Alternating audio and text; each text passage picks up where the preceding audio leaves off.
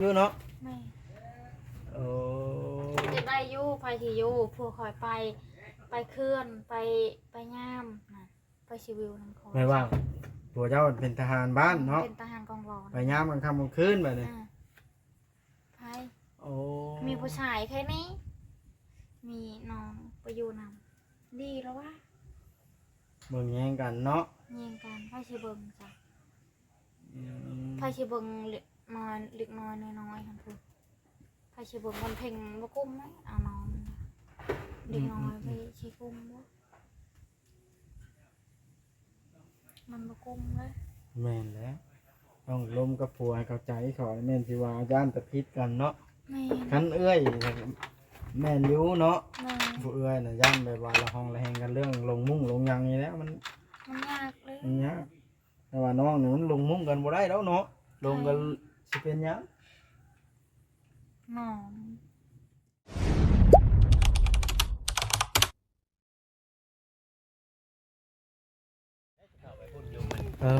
ปลายปลากล้วยนะบ่อ๋อ มันเป็นปลากล้วย นี่เกิงเพิ่นก็ได้เคลียร์เรียบร้อยแล้วพี่น้องเอ้ยขึ้นไปเบิ่งน้องลอยต้มหอยก่อนค่อยไปเพิ่นนั่นที่เพิ่นยังบ่ได้เชื่อได้เกินเลยต้องไปถ่ายเลี้ยงหน้าเขามันก็น้อยจำนั้นเด้ต้องเมื่อเบิ่งเรือนยังว่า ผิดพลาดแล้วพี่น้องไอ้น้องลอยก็ได้เว้าไปทั่ว จนเกิดเฮ็ดให้ได้แยก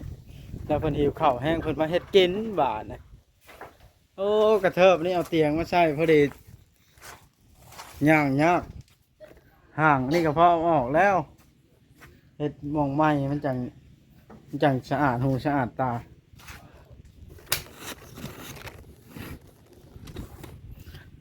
โอ้ดังไผเฮ็ดกินหยังอันนี้ ต้มน้อย ต้มหอย ดู ไปก็ยากต้มหอยแท้บาทนะต้มหน่วยน้อยแท้ น้อยแล้ว จะเลือกเอาหน่วยน้อยป่ะ อืม ฮะ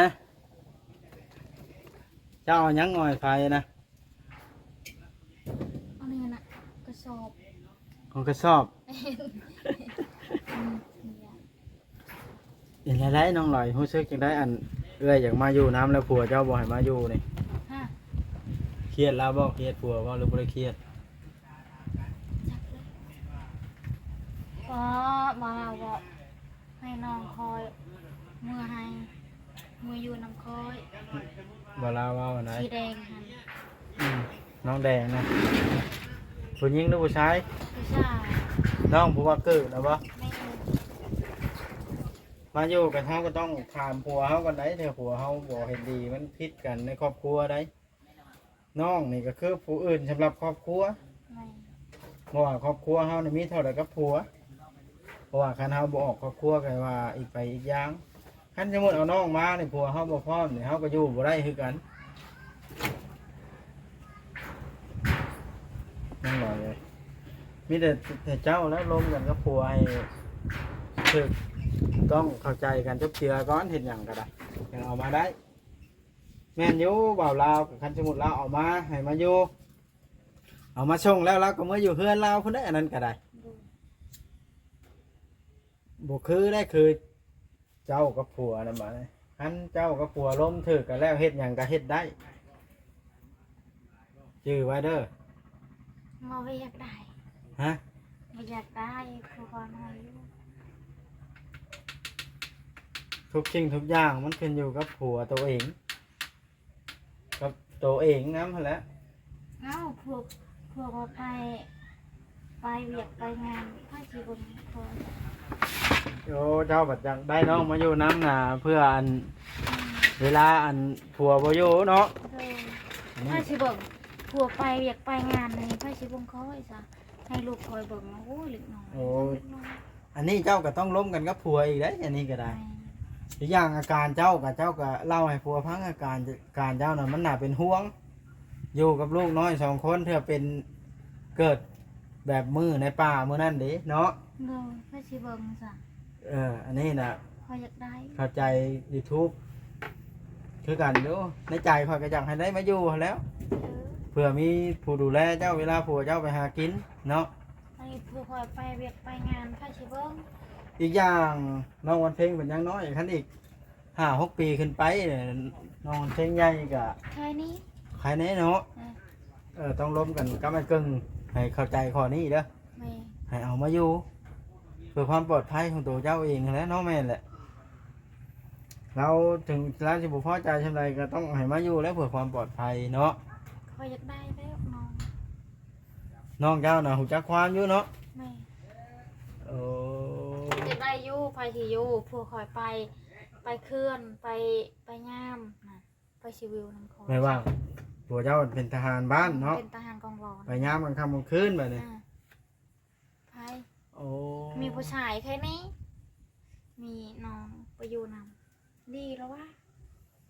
เบิ่งแย่งกันเนาะ เงียงกันไพ่ชีเบิงจ้ะ อืม ไพ่ชีเบิงเล็กน้อยเล็กน้อยน้อยครับพูดไพ่ชีเบิงมันเพ่งบ่กุ้มไหมเอาน้องเล็กน้อยไปชีกุ้มบ่มันบ่กุ้มเลย แม่นแล้วต้องล้มกับผัวให้เข้าใจเขอแม่นสิว่าย่านตะพิษกันเนาะ แม่ คันเอื้อยแม่นอยู่เนาะ แม่ ผู้เอื้อยน่ะย่านแบบว่าละห้องละแหงกันเรื่องลงมุ้งลงหยังนี่แหล้วมัน มันยากเลย ยากแต่ว่าน้องนี่มันลงมุ้งกันบ่ได้แล้วเนาะลงกันสิเป็นหยัง น้อง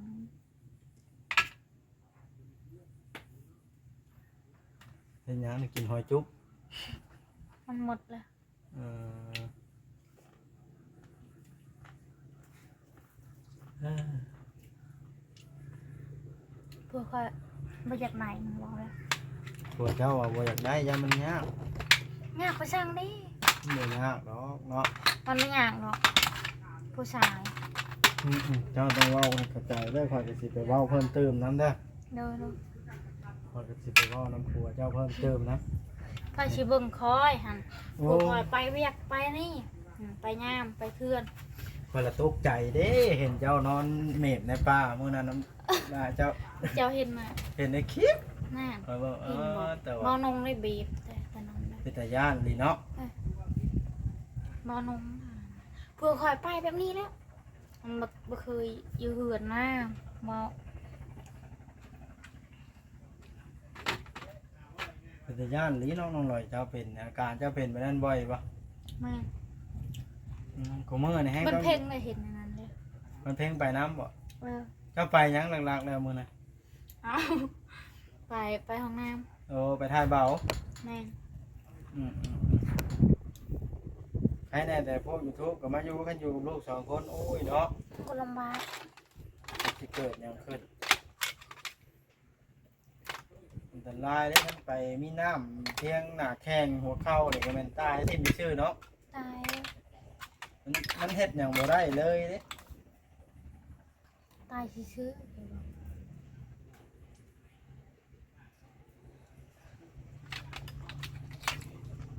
นี่นั่งไปอยู่น้ำดีแล้วว่า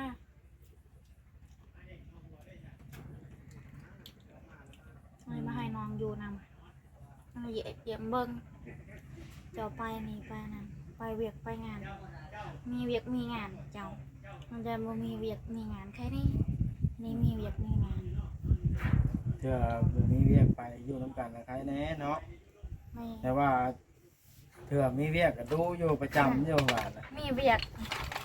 ไปงานต้องเว้นก็ไปกลางคืนก็ไปนะ บางเถื่อน่ะเนาะ แบบนั้นแบบไอจะเป็น บ่ได้แหล้วแบบนั้นเนาะ บ่ร้ายเลยปะหันพออยู่พอดีโอ้ลำบากเลย อันตรายต่อเจ้าโพดเนาะแม่นเลยน้องลอย แม่เลย ต้องผู้มาอยู่น้ำแต่ว่าผู้มาอยู่น้ำก็ต้องเข้าใจกันกับผัวก่อนอะไรก็ได้บ่ว่าที่ไอ้เกิงเราสิบ่จักทีป่านนั้นว่าเมียตัวเองบ่นั่นเนาะเราต้องเข้าใจคอยสิไปบอกเรากัน ให้มาหมดบอกเลย อืม บอกเลย แต่เราบ่ฟังเจ้าเนาะ นะมันบ่พังเลยคอยนี่มันบ่พังพังความ โอ้เจ้า เจ้าบอกจะบอกให้บอก แม่คอยสิบอกเพิ่มเติม เลย เพื่อความ อัน อยู่ นี้ ดีกิน เจ้า แห้ง ไปเวียกไปงานไพ่ชิเบิงคอยจะให้บันเพลงเบิ่งมาปุ๊บเล็กน้อยซ้ำมันให้ตอนนั้นเลยเลยมานมเห็นไปตอนนั้น คืออาการแล้วกำเริบดีเนาะ เพิ่นสิบ่ การเจ้าเป็นทันเสน่ห์นะแม่ความเจ้าน้องลอยเลย แม่นความเลยขอได้อยากได้เด้อผู้ชายเด้อ ข่อยสิถามเจ้า เวลาข่อยเข้ามาเนี่ยเจ้าอันคือเว้าบัดเว้าลาวเข้ามาเจ้าคือบ่เว้ามันเป็นจังได บ่บ่ได้เป็นบ่ได้ บ่กล้าเว้าจัง บ่กล้าเว้า ย่านเราให้ย่านเราให้บ่ เด้อ เออ ทำเบาอย่างใครแน่ถลกได้ยังหันเว้าได้ยัง คันข่อยเด้ คือกันค่ะเด้ย่านข่อยให้คือกัน บ่เขาบ่ได้ย่านจ้ะบ่ได้ย่าน คันบ่ลาวเราจะย่าน ย่าน ย่านลาวเฮ็ดหยังมีหยังก็เว้าคือกันนี่แหละลาว บ่ได้ย่านบ่ได้ย่านขอคนเดียวกัน โอ้ กินยาเลยเจ็บปวดจี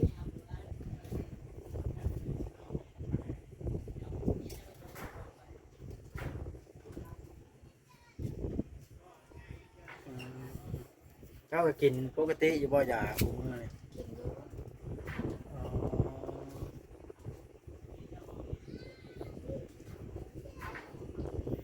มื้อไหนทำกินยา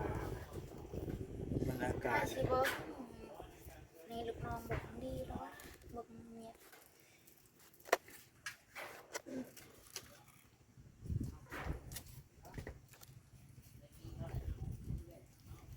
ไม่อยากตายอยู่อาชีพเบิ้งคอยซะ หืม เนาะไปว่าอาชีพเบิ้ง แม่นแหละ แล้วกลัวไม่อยากตาย อันตรายได้แบบนั้นเนาะ อันตรายตายน้ำซื้อๆด้วยซ้ ตายทิ่มสิซื้อเนาะมันคน ำ บ่ ตาย เห็น ซื้อ ลูกก็แฮงยังน้อย เจ้าอันนั้นข้างน่ะแม่หมอหรือบ่ได้ติดครับ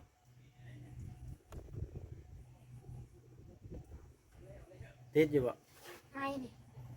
ตายบ่ติดซ้ ข้านดังก็บ่มีบ่ ำบ่มีซ้ กระชั้นก็สิไปบอกให้เกิ่งเด้อ ำเคยบอกแล้ว บ่ได้ เรา แบบ บอ นั้ ก น เคยบอกแล้วมันหมดข้าง เจ้าบอกแล้วเนาะฮะ มันบ่เชื่อ บ่เชื่อแบบไหน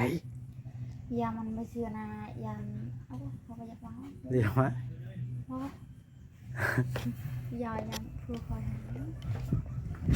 ก่อนไปจัดการแล้วกัน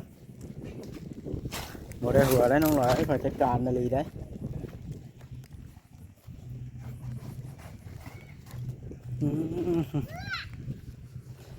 พาโต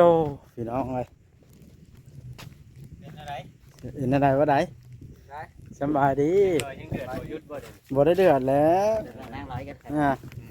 ก่อนสิมาเว้านะมาเกิ้งนี่แล้วบาดนี่เรื่องคนมาอยู่นี่แล้วเอาญาติพี่น้องน้องลอยมาอยู่นี่แล้วหืม เป็นอะไร ตกลงเจ้าสิให้มาอยู่อยู่บ่ ไปเบิ่งนั่งร้อยต้ม ฮะ ก่อนเด้อจ้ะเด้อ อ่า บ่ บ่ให้มาอยู่จักคนเลย อืม ทั้งข่อยสิเว้าเหตุผล นั่นแหละ ทั้งนะ นั่นแหละ เมียเจ้าก็เป็นแบบนี้ ลูกเจ้าก็ยังน้อย เจ้าต้องเอาผู้ชายผู้หนึ่งนะน้องลอยมาอยู่น้ำเวลาเจ้าไปกลางค่ำกลางคืนหรือว่าไปหากินหาอยู่นี่ เอาหาสิทางเจ้าอีกเอาเจ้าบอกซุ ถ้าเกิดหยังขึ้นน้องลอยพัดเป็นโรคประจำตัวของเราแบบที่เห็นมื้อนั้นล่ะเขาเราเป็นห่วงในตอนนี้สามลูกใหญ่นะมีอย่างไรว่าเอาก่อนแต่ว่าผู้หญิงนะบ่เอามาก็ได้นะใจอันนี้ก็แล้วแต่เจ้าตัดสินใจเลยว่าคอยเว่าเหตุผลในพัง แล้วหาสิทางเจ้าอีกบัดนี้ผู้กึกคันดิอ้าว ผู้เกิดไปได้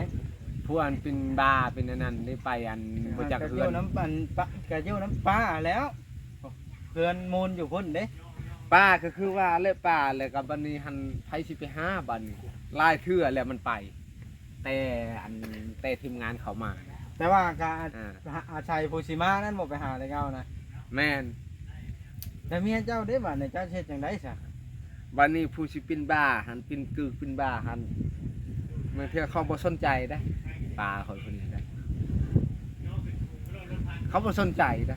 เขาสิบอกความจริงเลยได้เขาบ่สนใจได้เขาปล่อยเลยได้ มันสิไปทางไหนก็ไปมันสิเมื่อทางไหนก็เมื่อแล้วบัดนี้มันไปตะลึงตะเลิดบัดนี้เอา อาการมันเป็นแบบนี้เจ้า ก็ฮู้ดีเนาะอาการ แม่ เจ้าฮู้ดีกว่าค่อยอีก แม่น แต่ว่าค่อยเห็นในคลิปนั้นนี่ค่อยแฮงตกใจแฮง เอ้ยสิตก ถ้า ใจยั เกิ ง ดเหตุแบบนั้นซ้ำขึ้นอีกโดยที่บ่มีผู้เห็นนี่อาศัยเล็กน้อยนี่มันเบิ่งกันบ่คุ้มดอกเวลาเจ้าไปยามหรือว่าไปก้านไปเยี่ยงกลางค่ำกลางคืนแบบนี้นะ โอ้ยเราก็นอนในเฮือนสิเป็นหยังบ่ แล้วจะเที่ยวเล่าไปท่ายหรือว่าอาบน้ำอาบใน โอ้ยเฮาก็ตอนแรกครับแม่นว่าสิไปกังเว้นกับป่าย แล้วแต่เจ้าแล้วนี่ก็ได้เว่าเพิ่นเว่าให้ฟังเนาะคันมีผู้มาอยู่นํเจ้าบัดเป็นทหารบ้านอยู่แล้ว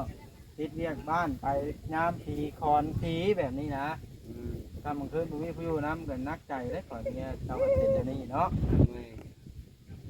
เจ้าลองพิจารณาเบิ่งคักเด้อสิเอาไผก็ได้บ่เผาให้ตัดสินว่าบ่เอาจังซั่นยันพิษกันภายภาคหน้าอันนี้ก็เพื่อความปลอดภัยของเมียเฮาหั่นแหล้ว สิเอาอยู่แต่ว่ายังลุงคำว่าทันมา แต่ว่าผู้หญิงนี่เจ้าทัดปัญหาแล้วเนาะ แม่ หันมาแล้วมันสิพิษกันระหองระแหงกันอยู่แล้ว แม่ เรื่องลงมุ้งนี่แล้วเนาะ โอ้ย ว่าเรื่องเอาคนเอาผู้หมอผู้ชายมีจักคนก่อนน้องชายนะ 2 คนอยู่ในเรือน หมอผู้เป็นบ้าหันกับหมอผู้บ่บ้าหันแต่น้องลอยนะเพิ่นอยากได้ผู้บ่บ้าหันเนี่ยนะ มันอยู่นะพอได้มาเวลาเจ้าบ่อยู่แล้วว่านะเกิดหยังขึ้นละมันสิอัน โอ้ยจุนเขาเบิ่งว่าย ามพวกนี้บ่อยู่ได้ชาน โอ้ย อย่าไปหันหุดใจชานหูดังผู้อื่นได้ เนาะ ต้องเอาตัวเองให้มันคุ้ม เขาบ่เป็นหยังดอกเขากินยาเลยเฮ้ย ตัวนั้นก็บ่ให้ป้าได้เบิ่งย้ำเพราะว่าเราก็คือเห็นนั่นแหละลงลืมเนาะ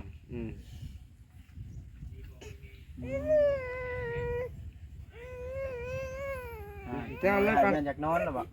ไป อนแล้ เอา ว เพิ่นไปนอนซะนะข่อยก็สิได้ไปกลับเลยได้ข่อยก็ได้ กลับเลยบ่ ไปทั้งปากกล้วยพุ่นแล้วมื้อหน้ามื้อในอยากสิมาเล่นน้ำไหม มาแล้ว เนาะมื้อหน้ามื้อในได้มาเล่นน้ำบาด ไปออนบ่จอยไกแต่อยู่อูจ้าให้บ่จอยคำว่าดังไทยบ่เอ้ยเจ้านั่งคือเจ้าหน้านั่งเพิ่งนั่นแหละ ให้เรานั่งรถหนาบ่จ้อยนะให้เราดังไพ่รถ นั่ง นี่เรากุ้มใจเดี๋ยวนี้เกิด ฮะ เรากุ้มใจมาจุกข่อยเมื่อนี่ย่านเจ้าให้เจ้าจะให้เด้อ บ่ดอก เออ แสดงว่าเคยให้เมียบ่เดี๋ยวนี้ ถ้าว่าเจ้าให้ในห่วยข่อยก็บ่จ่อยบ่เข้ามาจะคือบ่ บ่ มาเลย ให้กันได้กันเลย ห้องยังนะ ช่องนั้นในชุดไทย เอาไว้ไหม อ่า พอดมเมีย ดมเมียอีกล่ะ ดมเมียปานนั้นว่าย่านเราให้แต่นี่เรายังจัดเลย น้องลอยยันเจ้าให้ดาวเนี่ย บ่ เจ้ามันใจได้สัญญาลูกผู้ชาย เขาบ่มั่นใจเขาสิบ่ดมบ่เมียเขาบ่ เออ โอ้ได้เอาขัน ว่า นี้ เขาเสียหาย ดมแล้วบ่เดี๋ยว มันได้ นี้ จังหน่อยมันดับ ดม เลย บ่เมียเขาว่า ใช้บ่ดมชื่อคือบ่เห็นบ่คือบ่เห็นดม ฮะให้ดมบ่ ดมชี้เบิ่งนั่นแล้ว ได้เมียเขาได้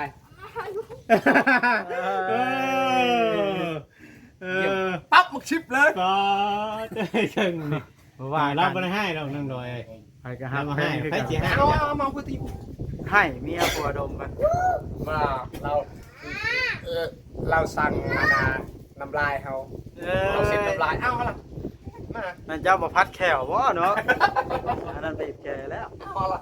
มันหึง น่ารักให้ได้ลงเลย ไปไปเฮาก็ได้ ขับใจอยู่ดีไม่แห้งเด้อ สบายดี แม่ ส มื้อบ าย หน้า ดี มาใหม่ สบายดี สบายดีมั้ย เด้อเด้อสบายดี มื้อหน้าจะมาเยี่ยมไหม เอา โอ้ยยังไงใจเย็นๆไม่ต้องให้กันนะเพื่อนกัน เขาจะหายกันจะเกลียด ว่าสิท่ากิต้มหอยน้องๆลอยแล้วบ่ได้กินแล้วข่อยบาดเลย เอ้าคุย น้องลอยข่อยเว้าให้เราพังแล้วเด้อเราก็พิจารณาเบิ่งอยู่เรา อ่ะ อ่ะ นะเบิ้งเป็นอะไรกัน เอ้า เอาพี่น้องเนาะ อย่าไปให้กันได้กัน หอยซื้อมาจะใช่นี่ คอยชื่อ บ่แล้วหน้าตาแหลวเนาะ ตะแล้ว แม่น ตานปูนมาจะซื้อป่ะ เฮ้ย ปั๊บมึกชิป ปลาหมักซาวเลยก็ได้ บอกสาวนะ เฮ้ยอย่าว่ามื้อหน้าก่อน เอาแล้วบางหมด5,000 เฮ้ย เสีย แหวนคอยบ่ให้ดอก5,000นะหาเบิ่งกันไปบ่จอยมื้อหน้าค่อยเข้ามาค่อยสิซื้อเข้ามาแล้วบ่ลืมดอกหมกพริกนะเงินหลายนั่นแหละขนาดมีซ้ำนี่อ้าวไปพอได้กอกเนาะอ้าวดีมีแฮง ได้ของใครจะมีเด้อมันยืนเด้อ โดยขอบใจคือกัน มาเรื่อยๆเนี่ยบ่หมด ค่อยก็มาประจำได้บาดนี่ มาประจำบ่ เดี๋ยวค่อยได้รถละ ปั๊บมาชิปเล เอ้ ย ย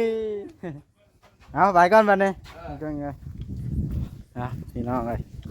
เอาก็สิกลับก่อนบาดนะทีมงานก็ถ่ายรถผิดแก่แล้วเพราะว่า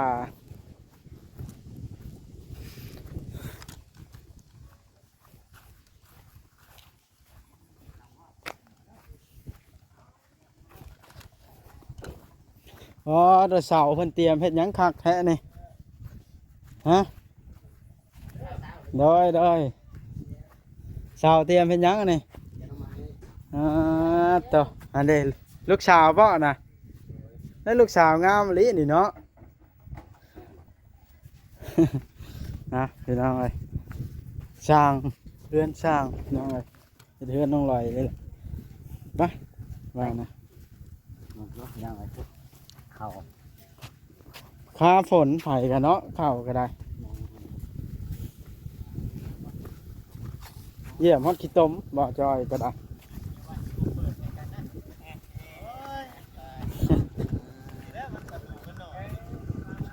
เป็นยังเครื่องอันนั้นบ่เขา หมู่บ่อยากเปิดให้บ่ เออ ย่างกินรอบรถกินได้เอาอยู่ตอนไหนจ้ะเข้าได้ เออมีว่าสัญญาณลงคลิปได้บ่อยู่พี่ โอ้ยงานเพลงอยู่นะจะสิไปทางไหนบ้างลงคลิป โอเคพี่น้องคลิปนี้ก็ ถ่ายแล้ว จบ บ่ได้ คลิ ล ป งคลิป จำนี้แหละเนาะ ขึ้นมาเจ้านั่น